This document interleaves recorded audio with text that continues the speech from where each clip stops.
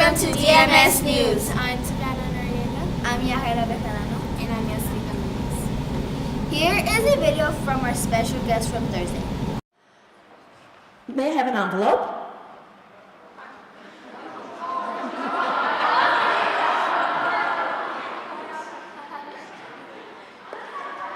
The Milk and Educator Award goes to Melanie Alfaro.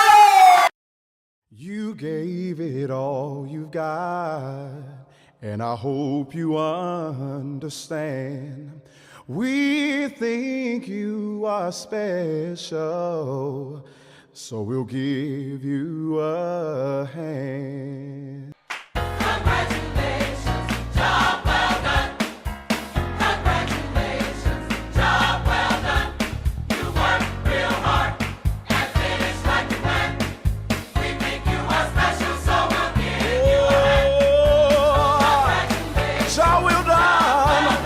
Congratulations, yes, said you gave it, and I hope you, yes you do,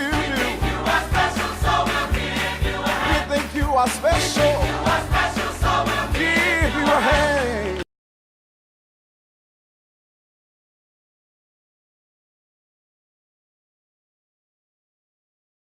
Teacher service will be Monday through Wednesday. Short cycle begins on Thursday for Mrs. Nettles and Mr. Hernandez, and Friday for Miss Corona and Miss Alfaro. Okay. Remember to get lots of sleep and eat your breakfast. 3 weeks until Christmas break. 20 days till Christmas! Banana! Here's a bullying video.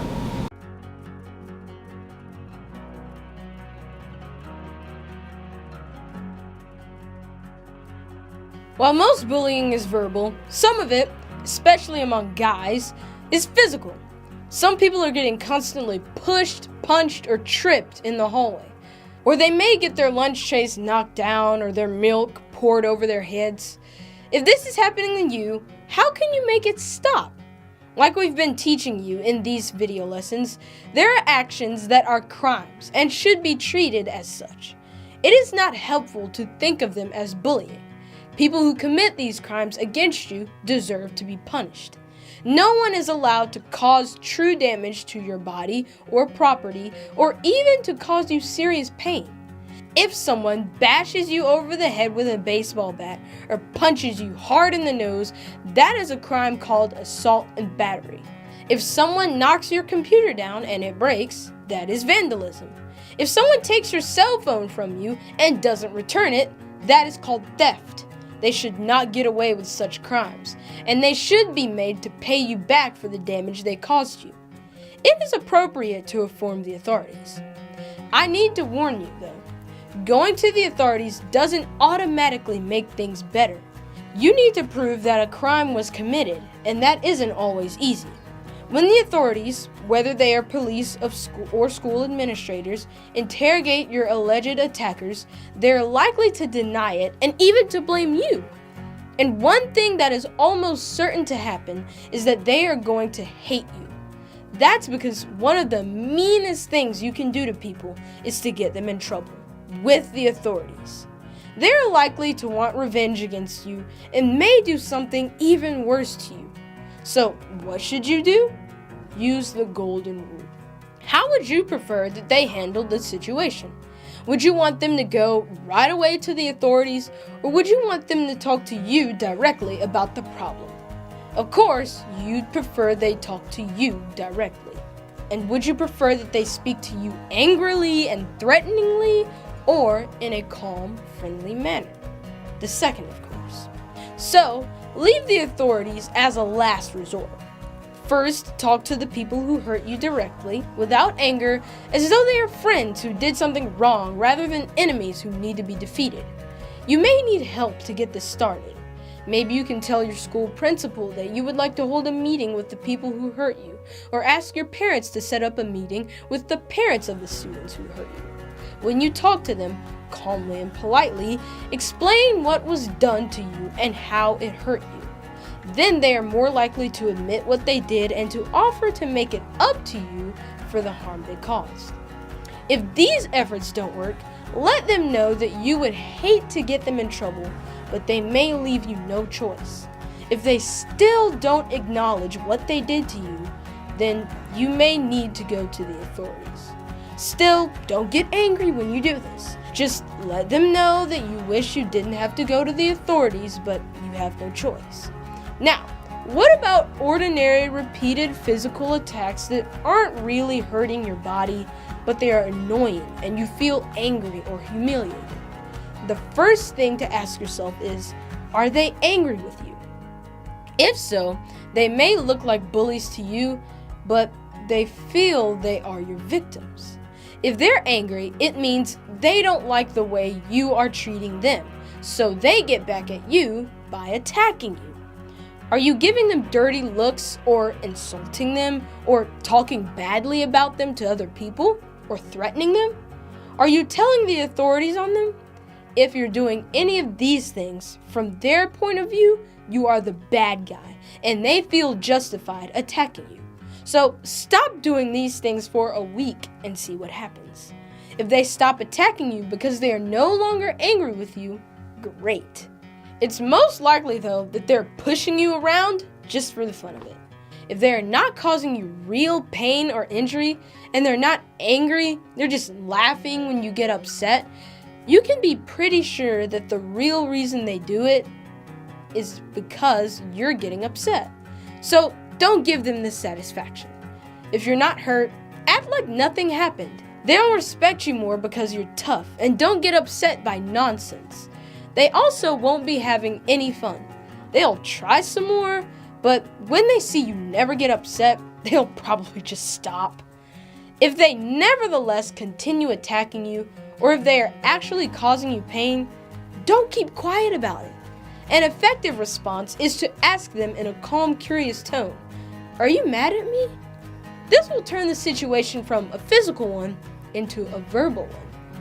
If they aren't mad, they'll realize they'll have no good reason to hit you and will probably stop. If they are mad at you, they'll probably tell you why. Then you can discuss the matter and try to resolve it. But they won't be hitting you, they'll be talking. Remember, the option of going for help is always available to you. But first, try to solve the problem by yourself. If you succeed, you will be proud of yourself and you'll get more respect. LJ, the golden rule, as you know, is treat others the way you want to be treated. And some people think this doesn't work on physical pushing and shoving. So in this game, I'm going to demonstrate actually how to get out of fights. I want you to give me a push in a second, and I'm going to try to stop you. Don't let me stop you. You really try to pick a fight. Don't worry about hurting me. I have insurance. Okay. All right. All right. So on the count of three, just do whatever comes natural, but try to pick a fight with me. Go. What? What? Oh, are you mad at me? Yeah. Why? Yeah, I'm mad at you. Why, dude? What'd I do? You're just so annoying. I'm sorry. I don't want to fight you. You pounced me on the head, I would die. You're so strong. I guess. All right, good. When you're nice, it's just so hard to be mean. Which is the point. But let's try it again. Let's try it again. Same thing. Do whatever comes natural. Just listen to your gut. Whatever comes natural. Okay. Try to pick a fight with me. Hey. Hey, punk. Don't shove me. Punk, I'll shove you whenever I want. You'll shove me whenever you Come want. on! Do something! Really? Okay. Okay, no, seriously. Which time, we played twice, which time would you be more likely to beat me to a bloody pulp? The first time or the second time? Definitely the second time. When Why? you're yelling at me and you have your fist like this, I'm just like, okay. Because you feel like you need to defend yourself. But which time would you probably leave me alone and not fight me? Probably the first time. Why? Because you treat me more like a friend than an enemy. Yeah. And you follow the golden rule. And it's just so hard to keep being mean to you when you're being nice. Yeah. Who looked like a huge jerk the first time? Me or you? Me. Yeah, you. Everyone would say, why are you pushing around a guy who's not fighting back? Right. And that's the point. You cannot fight with someone who won't fight back. That's called abuse. And most kids don't find themselves in an abusive situation. Sometimes they do. And if they do, someone just full on fighting them and they're not doing anything, to wrong, you gotta defend yourself and go to the authorities. But most fights on campus start on the verbal level. Someone says, I hate you. The other person says, I hate you. And they say, I hate your mommy. You say, what'd you say? And then they push, and the other person pushes, and then it goes into an all-out fight. But when students don't get upset and they treat their enemy like a friend, and they can just take a push or a shove without getting upset, then it diffuses the problem. And that magic question, are you mad at me? Transfers physical aggression to verbal aggression, and now we're talking. So if you want to stay out of fights, simply don't get upset, don't fight back, and just ask, are you mad at me? Some people think, well, man, you're gonna look like a wuss, you're gonna look passive. Actually, it takes a lot of self-control for me not to haul off and punch you in the face. It actually takes more strength for me not to get upset. So the real strong person is the one that can control their emotions. Make sense? Awesome.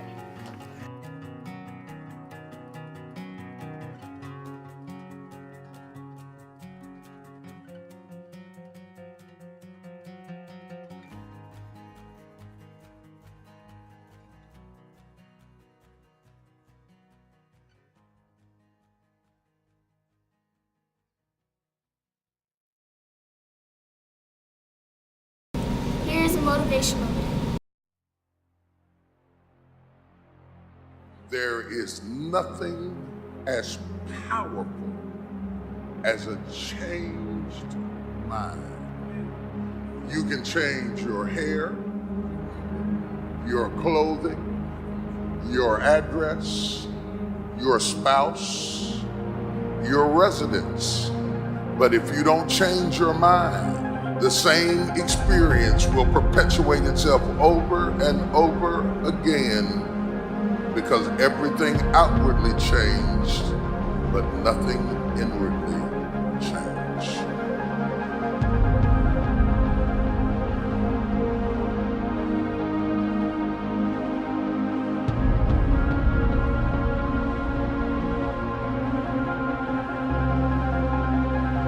If you want something out of life, if you want to change yourself, if you want to acquire something, if there's some goal that you want to reach, changing your behaviors, overcoming negative habits, it's challenging. It's hard. Most people go through life never discovering what their talents are. Most people never develop their talents. The only thing that's going to make you happy, my friend, in this year or any other, is to step up. It's to raise the standard. It's to discover what you're capable of and feel that incredible power of pushing through whatever's holding you back and get to the other side of more of your true self. That's what this game's all about. When you step into your fears and continue to push yourself to go on, something happens for you. If you look at somebody who's really successful and you think, wow, I mean, they're so amazing, they're such a genius, you gotta dig underneath and you gotta remember something. People are rewarded in public for what they've practiced for years in private. If you don't develop the courage to do that which has been given you to do, and you spend a lot of time going around trying to convince other people or trying to get their approval, what will happen is that you will lose your nerve. And other people will convince you that what you're doing doesn't have any value, and you'll give up on your dream. How much time do you have left? How much time do you have left? When you start thinking about that, we don't know. Most of us don't use the stuff that we have brought into the universe. Stop wasting valuable time. If you want something, you have got to be relentless. You've got to learn how to become resourceful. You've got to learn how to become creative. The power to hold on in spite of everything, the power to endure.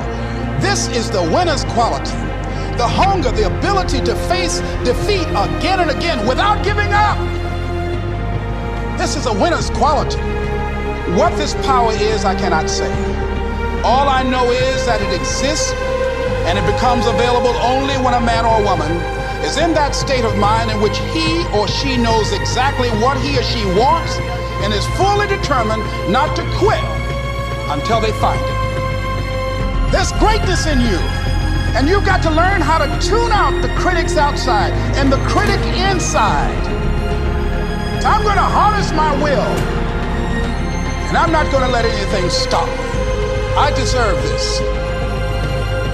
Most people give up on themselves easily. You know the human spirit is powerful. There's nothing as powerful. It's hard to kill the human spirit. You are unstoppable.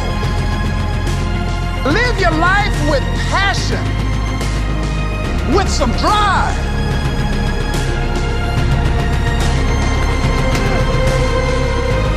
Most of us go through life with our brakes on, holding back.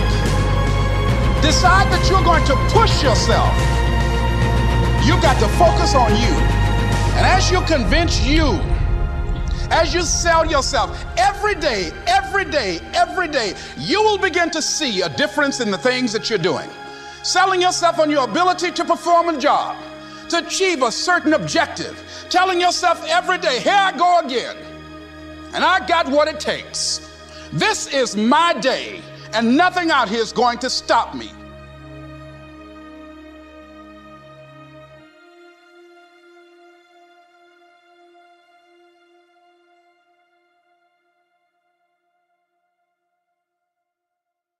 And here's Savannah for the weather. Woo! Thank you, Ashley. This week's weather, Monday will be 68, Tuesday will be 57, Wednesday will be 54, Friday will be 54, and Saturday it will be 56. And remember, Make good choices and listen to the right voices.